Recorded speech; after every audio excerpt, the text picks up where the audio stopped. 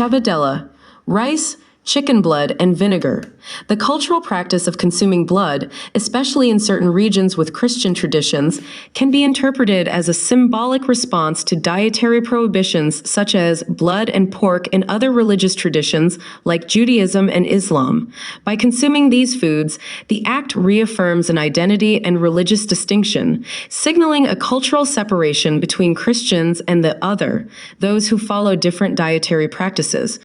Moreover, this practice may have roots in a logic of resourcefulness, where Christians would consume parts of animals and blood that, due to religious precepts, were avoided by Jews and Muslims. Thus, the consumption of blood could be seen both as a form of cultural reaffirmation and as a strategy for fully utilizing available resources, minimizing waste. Practices like slaughtering animals and covering their blood with soil or washing it away, along with stir-frying onions in olive oil, trace back to rituals and customs specific to Jewish and Arab communities. These customs were incorporated, transformed, and reinterpreted within local traditions, revealing a complex cultural exchange between religious practices and the use of available food resources. Cabidela is a traditional dish from northern Portugal in the city of Braga. It is a stew that incorporates the cooked blood of the animal, typically chicken, along with vinegar. There are two main theories about the origin of the word cabidela. The modern theory suggests it derives from cabo, referring to the extremities of birds. The older theory suggests it may originate from Arabic words, like, for example, kebir, which describes a stew made from animal entrails, particularly liver.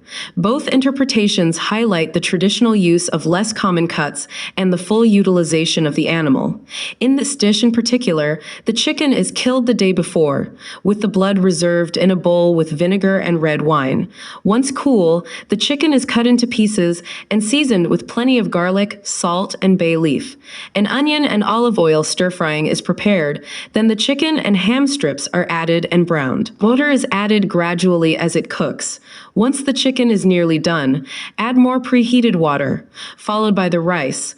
After 10 minutes of cooking, the blood is added and simmered for about 5 more minutes. In Portugal, the preparation of cabidela dates back at least to the 16th century. Although chicken is the most common base, cabidela can also be made with other birds or animals, such as duck, turkey, pork, goat, or game meat.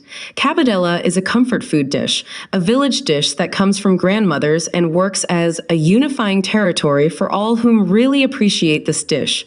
It got to a point where there is an existing order that is reportedly not secret and unites a group of people passionate about gastronomy.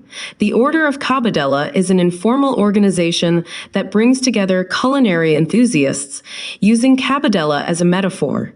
It celebrates gastronomy by exploring and reinterpreting the concept of cabidela itself.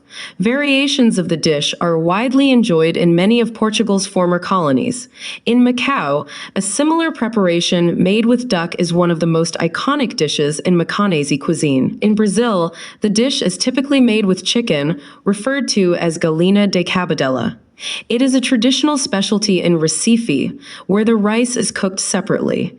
In the state of Minas Gerais, additionally, a variation involves cooking only the chicken's blood with vinegar and vegetables to create a sauce that can be served with rice or the cooked chicken itself.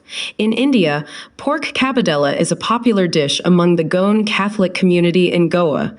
In Angola, the chicken version is a staple dish, frequently prepared for special occasions and often featured in restaurant menus.